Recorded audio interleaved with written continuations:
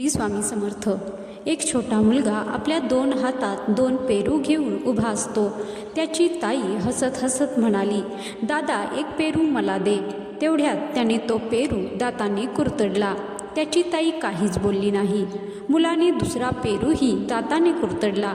आपल्या भावाची ही कृती बघून त्याची ताई नुसती बघतच राहिली व तिच्या चेहऱ्यावरील हसू गायब झाले.